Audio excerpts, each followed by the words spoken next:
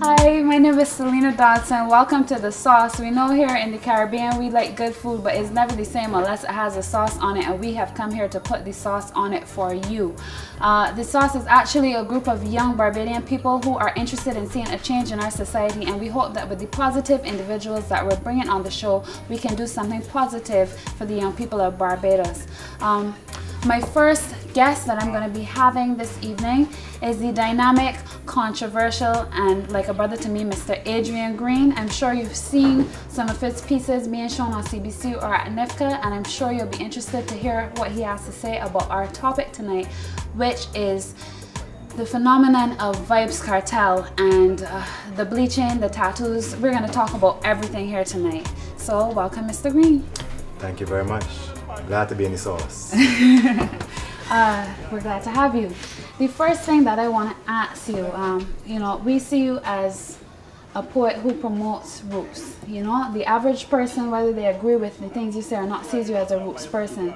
So when we think of roots, we think about black people. We think about starting from the beginning and coming up. When you heard first about Vybz Kartel and this bleaching thing, how did you feel about it? Honestly, it didn't surprise me. It wasn't something that really caught my interest. You know, from following Vybz Kartel for a while now, they're not telling what our kid can do. You know, and he's proven that time and time again.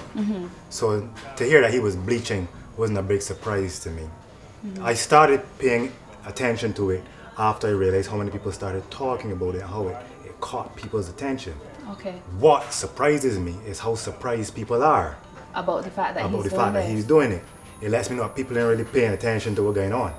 Well, to be honest, the thing about me is I think I've been surprised about Kartel for a while. Different things that he's done. I don't know if surprise is the word you use when you say you're shocked about something, or if I actually mean that I was surprised. But when I saw certain things that he was doing, because I know that he has such an avid following in young people in Barbados, in the Caribbean in general, every time I talk to somebody, they're like, "Oh, Kartel, big cross here, boy. We love Kartel over here." Right. You know, that was my concern. So now that he's actually bleached his skin, which is not something a fad, is something basically irreversible, I took it very seriously. So you can't talk about.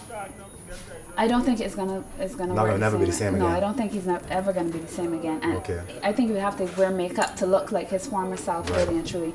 And at first, the thing was, we were told, he said to the public that he was in air condition, based on the videos I watched, and that he was just not in the sun. Then the next thing I was listening to his actual song lyrics, and he said, "The girls love my bleach out face," and I was so shocked to see that he moved from a person who was almost ashamed of what he was doing to now being so bold with it, and that people are still behind him the same way. So my question to you, what do you think about that statement that he made where he compares bleaching his skin to a white person wanting a suntan? I think it's brilliant. It's a brilliant analogy, and when I think about it, it's a fair analogy. A black person bleaching their skin can be seen as similar to a white person getting a tan. But there's some differences, and some important differences. I weighed in on the differences. One, as you said, if I'm a white person and I get a tan, from the time I come to Barbados and spend some hours on the beach, from the time I head back home, in no time, my skin back to the color it was before. They're both cancer causing, but the effects of the skin bleaching are much more immediate than the effects of tanning. And I could use skin block on my skin to help offset the skin cancer propensity of sun tanning. Secondly, the unique history of black people. I don't know this for a fact, but I don't feel that pale white people just get the same kind of heat that dark white people get. And isn't that a serious issue that we see, like even from school days? I remember it was my Facebook status the other day, and I said the real niggers are the people who made dark people feel bad about being dark to this point now, where there are people who, even though they tell you don't bleach, they're actually happy that they're not a dark person. And I think that's the real issue here. Like, why aren't we comfortable in our own skin? And is Vybz Kartel an example of something that that somebody should want to emulate when he's not comfortable in his own skin? But here what, I find it hard to get down on Vybz Kartel for bleaching his skin. For a couple of reasons, right? I know enough people who would love to be lighter. I know enough men that tell me If how. there was a white pill. If there was a white pill and they could attack it without shame, they would attack it. Right? Vybz Kartel has just gotten to the point in his life where he feels above reproach. Okay. He feels he's powerful enough to do whatever the hell he like. No boy can't tell I him nothing. personally think he's trying to look like Chris Brown because I see again a little muscles. He got tattoos all down his arms. He got like skin now. Well, Can't get same well, face, but well, you know, many black men want to look like Chris Brown. Many black women want to look like Rihanna or Beyonce. It's the same thing. But I find it hard to But get isn't my it amazing for a male though? I know Sammy Sosa did it. They say I've seen pictures of him before and after. But I mean, as a Caribbean male born, I even understand the point that in Jamaica they say some people are treated better for being light skinned as it is with most islands. You know, you get treated better because you're lighter skinned. But the impact that you're going to have as a public figure, do you think that he needs to take more responsibility, or do you believe that he is not really a role model and that is the parent's job, like, which is what he says, which I kind of do agree with in a way? What do you think? Listen, as long as somebody's modeling themselves after you, you're a role model. Right. Whether you like it or not. So Right. Vybz Kartel is a role model. But here's the thing, right? How can you get down on Vybz Kartel for Caucasianizing his skin when Like millions of black people around the world I've been doing it for years. Caucasianize their hair? That's true. Now, forget the similarities between bleaching and tanning. What's the difference between bleaching and straightening your hair? Well, I think, well, okay, this might take long, so I ain't going fully down this road.